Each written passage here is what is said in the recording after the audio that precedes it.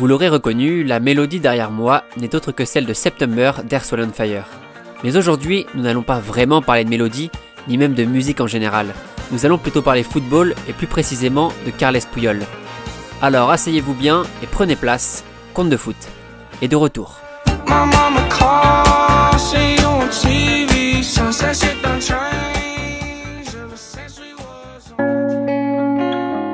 Il y a des joueurs qui ont longtemps divisé et créé d'innombrables débats pesant le pour et le contre de chacun d'entre eux.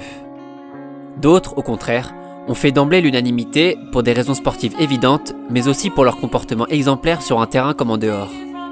Et parmi eux, on retrouve un Espagnol, Carles Puyol Saforcada, dont la chevelure quelque peu fournie et le style de jeu agressif mais toujours propre ont fait du Barcelonais un joueur adulé en Catalogne et par l'ensemble de la planète football en général.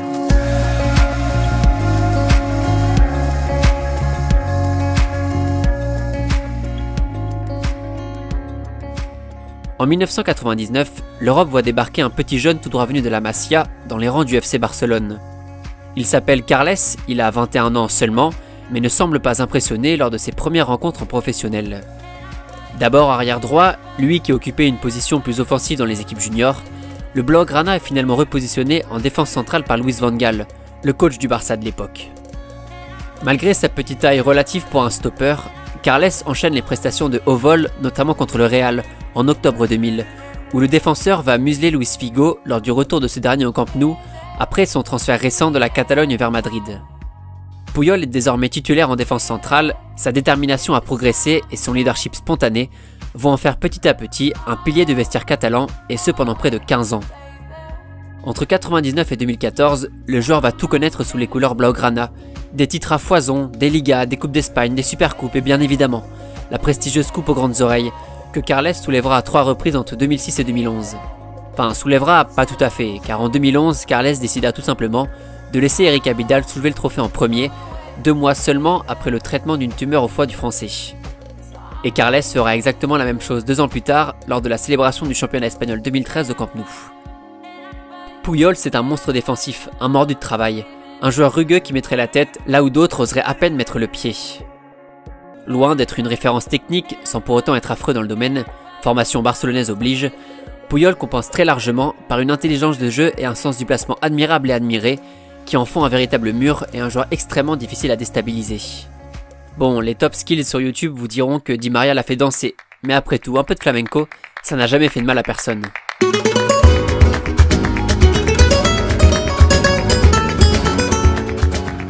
Véritable patron défensif et capitaine du navire catalan sur 2 décennies, Carles aura vu passer les plus grands. Guardiola, De Boer, Rivaldo, Riquelme, Overmars, Kluivert, Davids, Deco, Xavi, Iniesta, Ronny, Eto'o, Ibra, Henry, Neymar, Messi et tant d'autres. Une grande partie de l'histoire du Barça s'est écrite avec Puyol en sentinelle, aux côtés notamment de Rafael Marquez ou de Gérard Piqué. Carles qui détient d'ailleurs le record du plus grand nombre d'interceptions sur un match de Liga avec 22 ballons récupérés. L'engagement du joueur sur le terrain, mais aussi pour son club, a fait de ce dernier une machine à gagner dotée d'une vraie identité et d'un collectif qui fonctionnait merveilleusement bien. D'ailleurs, en 2009, l'équipe a tout gagné. Tout ce qu'il était possible de gagner, les Blaugrana sont allés le chercher. 6 trophées glanés pour une année mémorable, une multitude de trophées, mais un seul capitaine, Carles Puyol.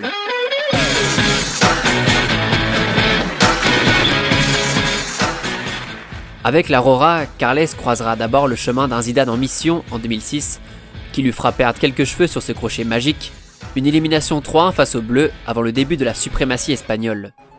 De 2008 à 2012, l'Espagne va tout rafler, l'Euro 2 fois et la Coupe du Monde en 2010, au terme d'un match dont on ne retiendra que le résultat et cette demi-volée d'Iniesta en prolongation.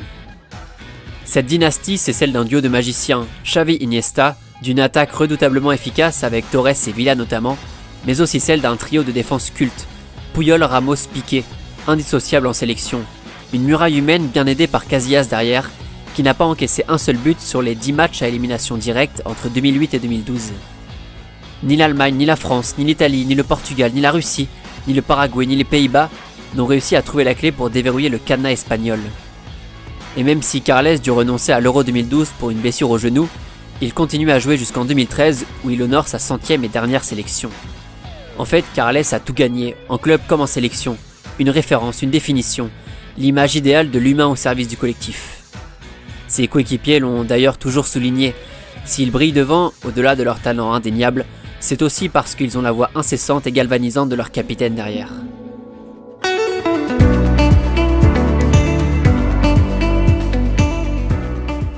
Dans un football d'aujourd'hui, où il est de plus en plus compliqué de trouver des joueurs fidèles à leur club durant toute leur carrière, Puyol incarnait avec Totti, Carragher, Neville, Maldini et bien d'autres cette obsession de fidélité qui ont fait d'eux des modèles de réussite individuelle et collective.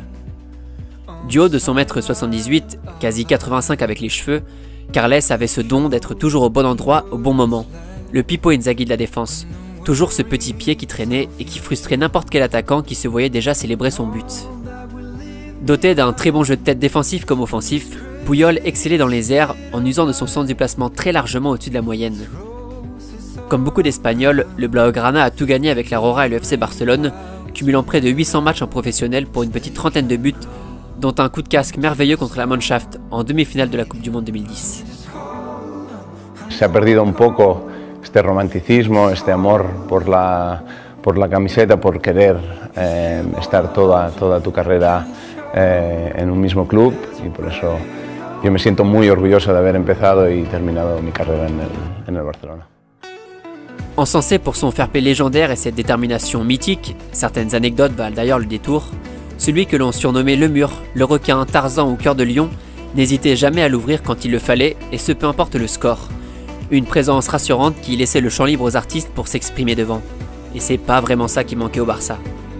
Voilà, Carles Puyol est en un mot l'âme du FC Barcelone, lui qui n'a connu aucun autre club et qui a tout donné pour l'équipe de son cœur. Si ce dernier a largement sa place dans le 11 type des styles capillaires remarqués, il a également scruté quelques places honorifiques au classement du Ballon d'Or, dans les équipes annuelles de la FIFA et de l'UEFA, étant notamment élu meilleur défenseur de l'année 2006.